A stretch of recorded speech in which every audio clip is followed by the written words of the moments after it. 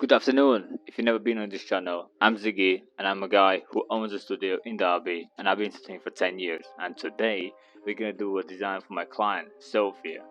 She wants a Pinterest photo, literally the first image or one of the second image in Pinterest. And if you are a tattoo artist, you will be asked this every time, every day and every time. The first or second image, that's all they want. That's it. So get used to that. Black work flowers on a leg, on a shin going towards the calf. She's a small girl, so it's not gonna be a big design. But here you're gonna see what I do from 0 to 100%. Maybe even you can see a video how I gonna line it tomorrow if she says yes to it. But the video most likely will be on my Instagram. Or do you want to see here as well? So what we do is we go, find the photo, put in Procreate, and let's start sketching. And if you have never used Procreate before, you go on plus. You're gonna have multiple settings here, or like presets, pre-sizes. So this one I made myself, and let's say if you wanna, basically what you can do is add a new one there, so you can break or make any new one that you fancy. I've made already, but you can see if you swipe that way you can edit, and I drew by 4000 by 4000, and this is most important, it's like 300 dpi, meaning dots per inch. So every inch gonna have 390 dots, which means it's gonna be really clean. Well, basically you can print out massive and you can go through a stencil machine, and stencil machine is gonna make a really nice clean stencil for you. Here we go, key, insert photo, you grab the photo, you pause in, and then you set aside.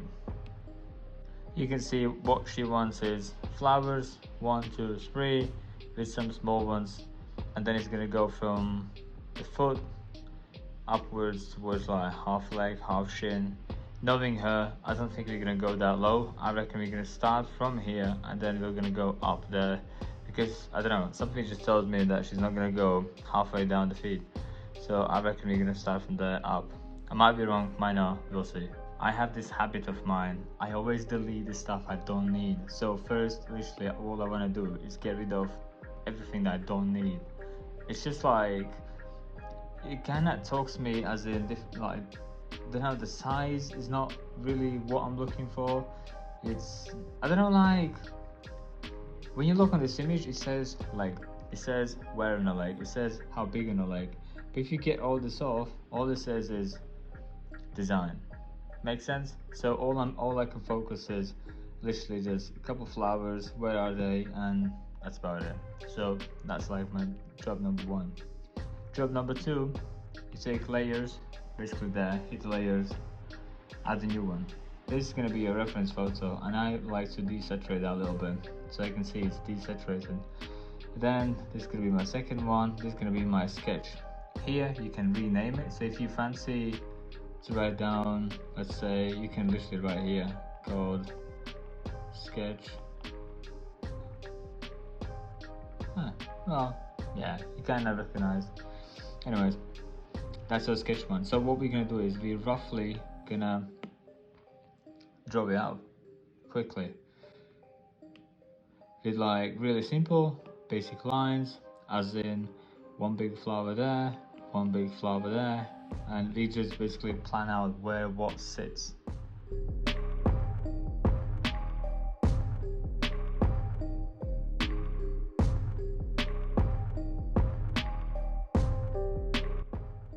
She said she wants the same flowers what she has on the file, so let's go hunt for the image what she has, because I can remember and I can't remember at the same time. So let's go have a look.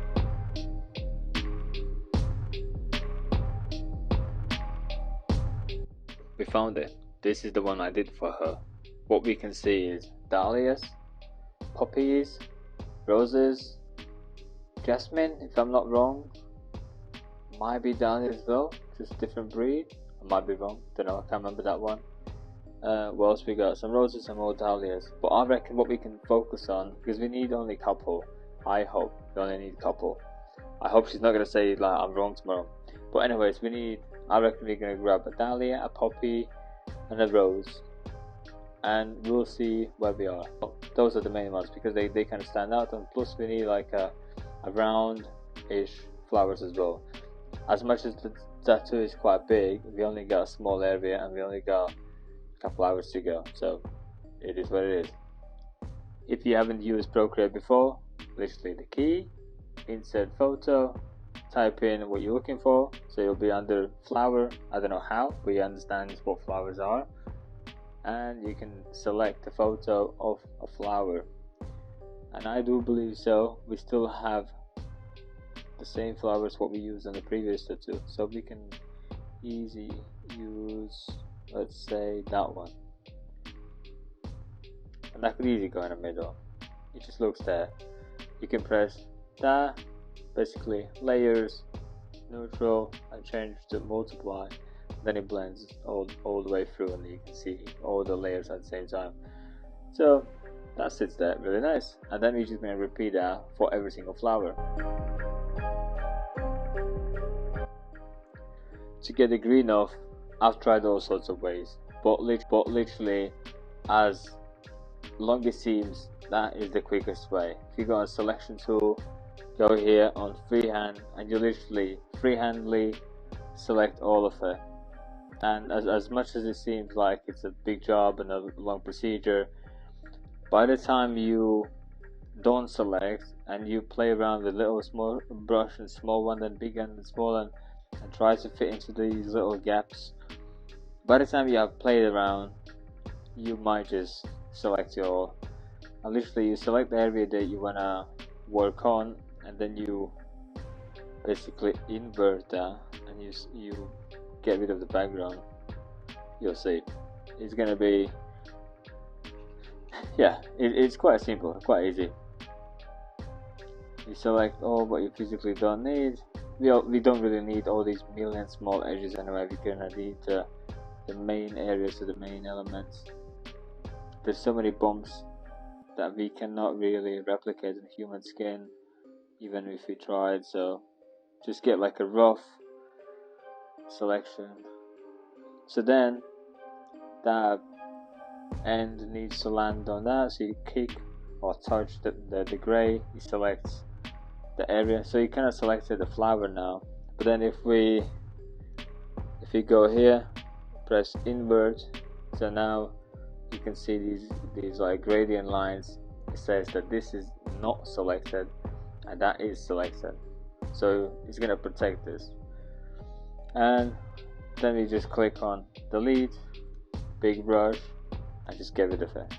As simple as long as it sounds at the beginning, that is like the quickest way to do it. Next flower.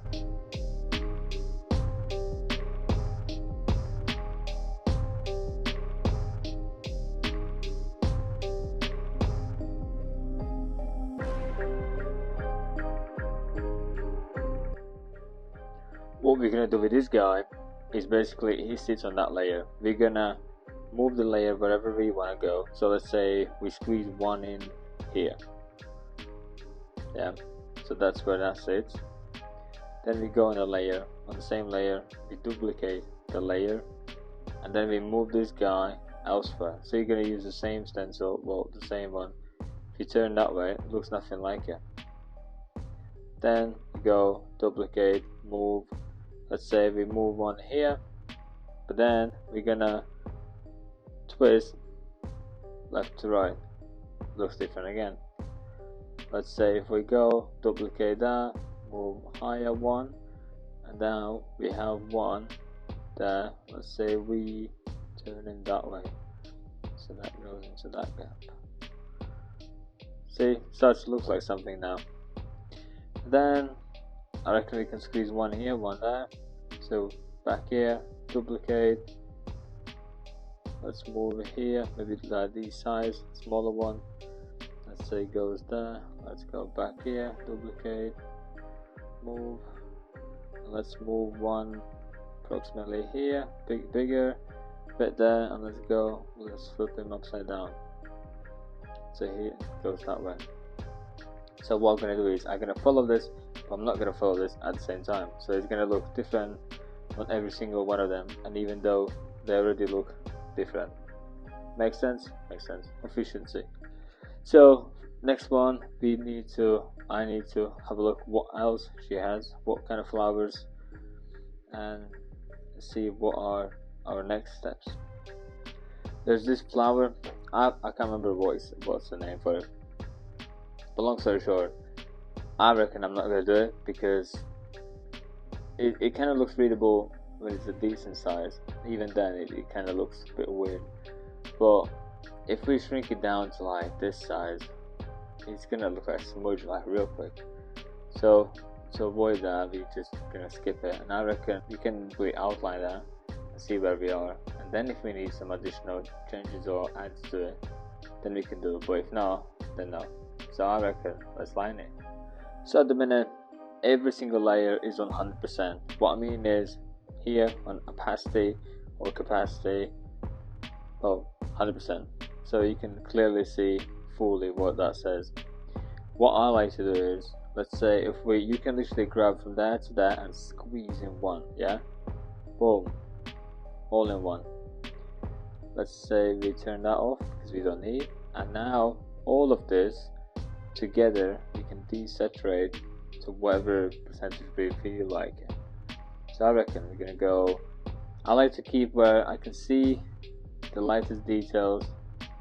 Let's say if that's 100%, I can see all the lights here, but then if we go there, so it's all now like 70%. So I can still see what I'm looking at, I can still follow it. But then if we go for the new layer and it's gonna be in black, then I can clearly see I'm above that layer. Make sense? So you don't really fall into a mistake where you're drawing a wrong layer, because you can clearly indicate that's like that's faded layer, that's a clean one. You can't really see that on the phone. The phone kind of gives you a nice clean red line, but in life you can clearly see on which layer you are. Anyways, long story short, we have that layer desaturated. I'm gonna draw like the real lines above it, and then we're gonna turn that off, and we're gonna see how the real one looks like, and then that might reveal some holes, some additional places where something needs to go, and then we're gonna see what could go there, how it looks like, and how it will flow. Make sense? Let's go. I can see you guys messaging and commenting what kind of brush you use. So brush is going to be on inking section. These sections you can move up and down as you please. So the ones I use mostly, they're going to be above. Inking, airbrushing, sketching. That's all I live on. That's it. All these extremely rare. Long story short, from all of this I use technical pen. Then stroke path. Basically this means you can like make them into dots, because like in physics line doesn't exist, it's a dot while being continuously pulled with a dot. Make sense? So if you do a dot and then release, if you don't pull, it creates a dot, but line kind of doesn't exist, it's a dot what's being pulled continuously. That's from my science. Anyways, stabilization, and then all I live on is about streamline. Damn, you can see all my fingerprints while I've been touching just a minute ago. Yeah, so amount, it depends. If I really want to clean lines, it'll be on like here. If I want to semi-clean lines, it's going to be here. If I do flowers and that, because there's loads of bumps, so I need some sort of help, but not really, because like flowers is something where you need to go pretty wild. If we do ornamental flowers, it does make sense to make it nice and clean, but in this case it's a natural one. So basically it's like the flower as it would be in real life, just you outline it, and even the shading can become a line work. So it's as close as the real life as we can, but cleaned up in a sense, in a line work, and the shading will happen in a line work as well, black work. So we need help, but don't need help, if that makes sense. So you're gonna leave on 40%, as you can see, 42, 40. If I feel like I need more, I'll increase more. If I don't, I'm just gonna decrease. It's up to you. Where do I start? From the easiest area, literally the least headache possible, and then you get into it more and more. Most likely the rose, this flower, don't like poppies. I physically don't like poppies. I don't know why. I just can't get my head around. I don't like poppies, but I'll have to do anyway because, well, she wants. So I might get that on the third, then probably I can jump on the small flowers, and then it'll be filling the in-betweens. And then once I'm gonna do the red, I might go here and desaturate more, just so I can get less redness. As in, like, if I pull lines on here, I can see less red. It's gonna just help me, if that makes sense. But now I can't keep, because then I can barely see what happens there. So I need to increase that for the flowers, then decrease that for additional. Make sense? Let's go for it.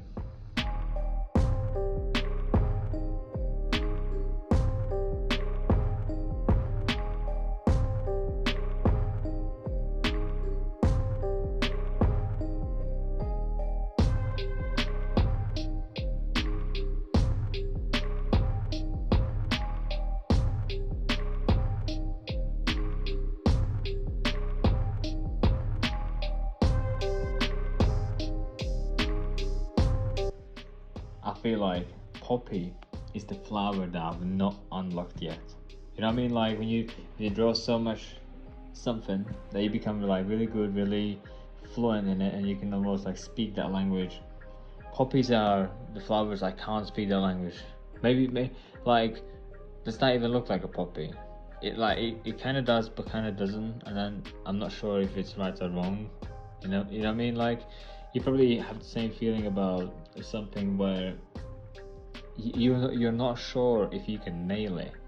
Like roses and peonies, fluent. I can speak that, like boom, boom, boom, boom, make it seamlessly easy. Like I know there's like dents in here, and you can bring that and then bring it back.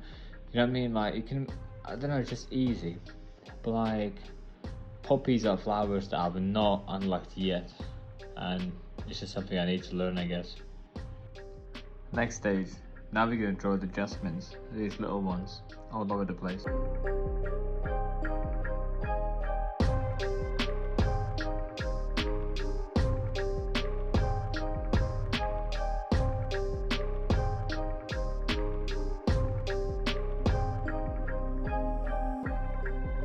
Before we go into leaves, just want to say, do not draw triangle leaves like this.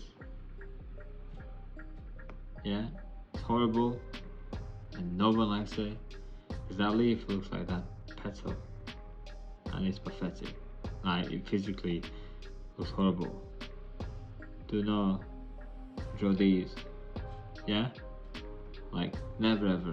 Okay, always go out, literally just about you stop, come back in, go in, make a little bump, and then more like curved in. Yeah, then because you can't see flat down, as in it's not being like flattened, like this case it's flat, that is flattened. Okay, so because the leaf is not flattened, you need to see one side more than the other, or the other more than the other one. Make sense? So you're gonna start this from about here. You're gonna see this more. Basically, what I'm seeing, basically that's what I'm drawing. It was just perspective from the phone. So this side is gonna be smaller. One's gonna be bigger. One you're gonna see fully, as in full length till the end comes back in. Second one doesn't, because you physically, well, the leaves are not crushed, so boom, boom, boom. You can see this side more because this one goes till the end, the other one's gonna start somewhere there, and the leaves are less or more like eyeballs. Yeah, they're more like round. Imagine that's like an eyeball. Yeah, so maybe that might be easier to remember for you. So eyeball-ish, no triangles. Yeah, and then next one comes out, comes back in. Yeah, pretty simple. Let's go, let's add some more.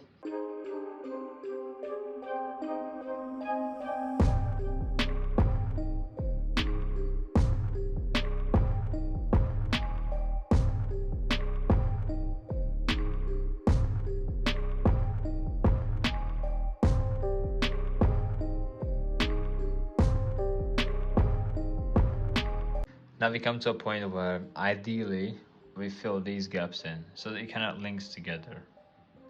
How do we do? What do you think would be your approach in this situation? Because what you need is you need something what starts from a flower, fills the gap and goes over the next flower.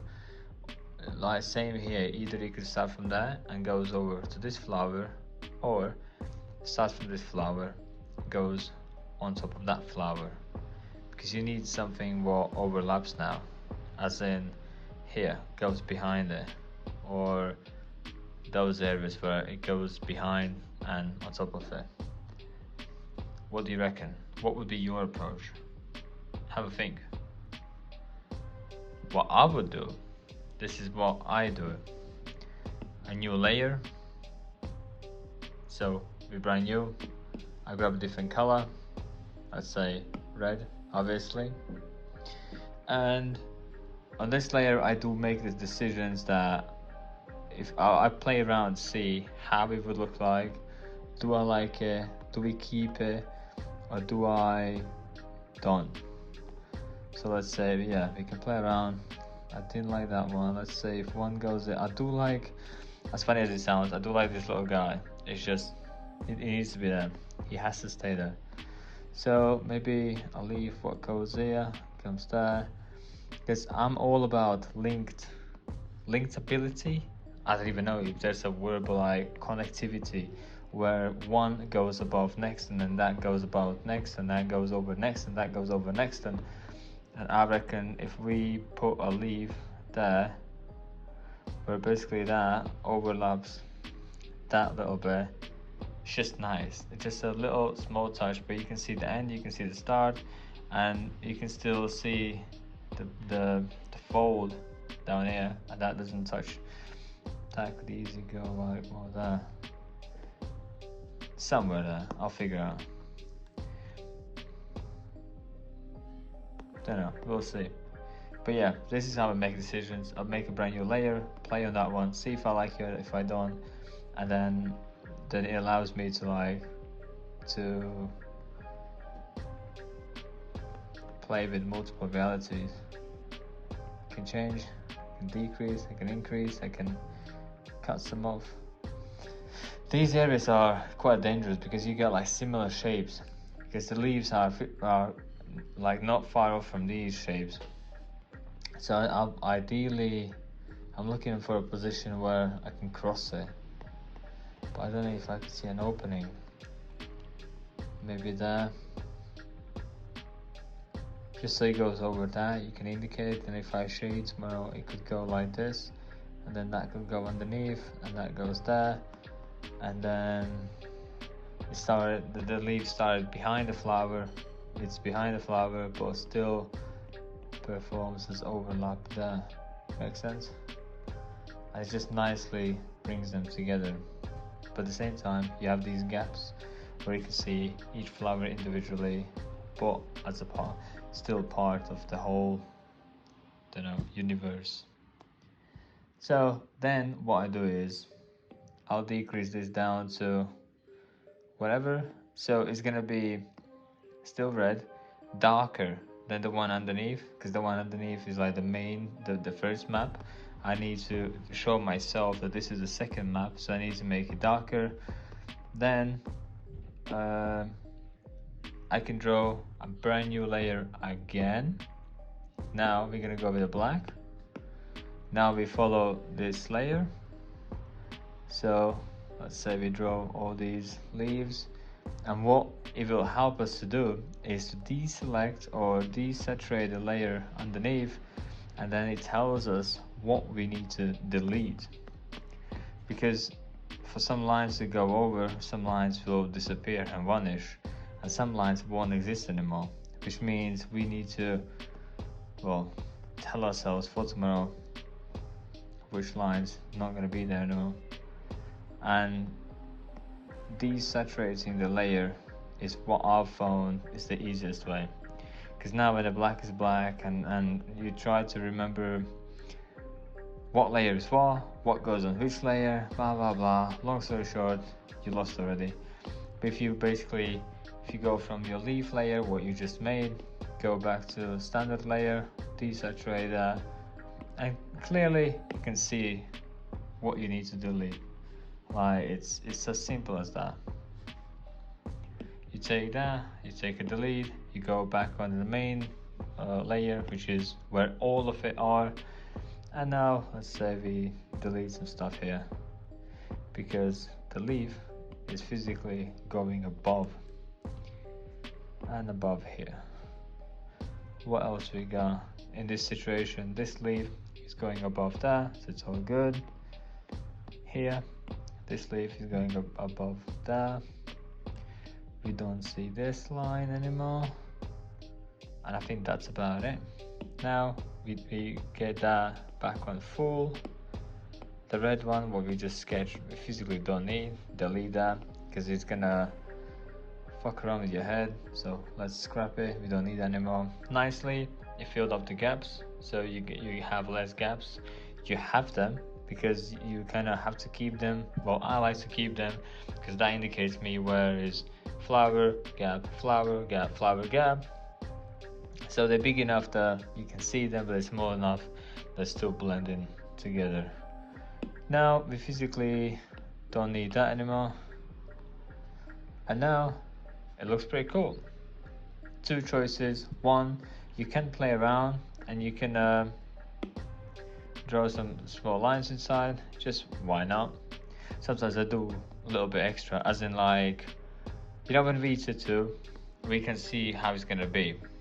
But clients can't, and they can't imagine how it's gonna be, where it's gonna be, how big from where to where. We know, we designed this, so we planned ahead.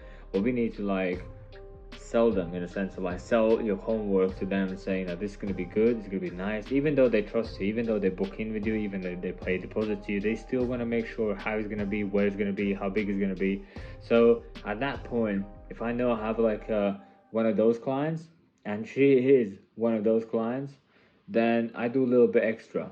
Well, like some fine lines. So basically the trick is I do extra small lines, so small, so fine that she loves it, but they're so small the stencil machine doesn't see them, and when I run through the stencil machine, those lines won't be there, in a sense of like, I don't really need them to be there. Because sometimes, mostly, I like to make decisions on the spot. I like to make a decision like, oh, this looks nice, oh, this looks here. Even though if I make a map for myself on a day or a day before, I still disagree sometimes. And when you design piece on an iPad, it looks cool, but by the time you put the sensor on, and now it's in the real body, and now it actually curves, and now it starts to bend, not what it doesn't look like you plan. It could do, and it could not, and you need to be ready for it's not. So you need to know what you need to do. So for that reason, not always I follow my own orders or the stuff that I made for myself to follow. So what I was gonna say is, if you wanna, you can add some more smaller lines inside. If you don't, you don't. But what helps me is I do add them when I need to add them, when the client is a bit picky and I need to transfer my ideas into her head, and the drawing, doing a little bit extra on the drawing does that nicely.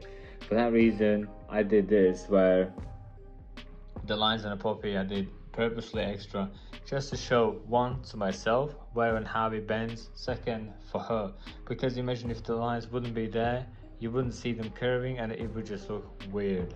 This flower, it kind of smaller petals, it kind of like self-explains, indicates what happens.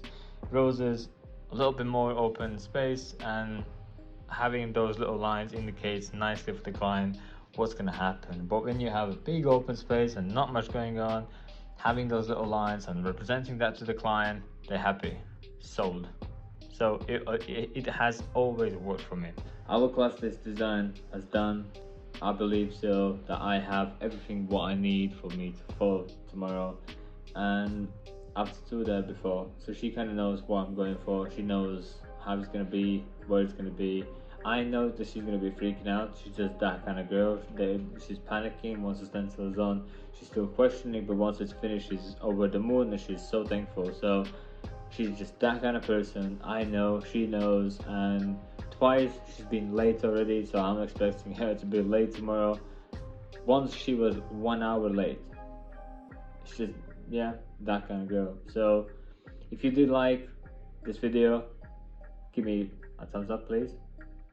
If you learned something, I'm really glad. And if you did learn something, you could maybe say what have you learned. Thank you for watching. Have a nice evening, and see you tomorrow on my Instagram. That's where you can see the finished piece.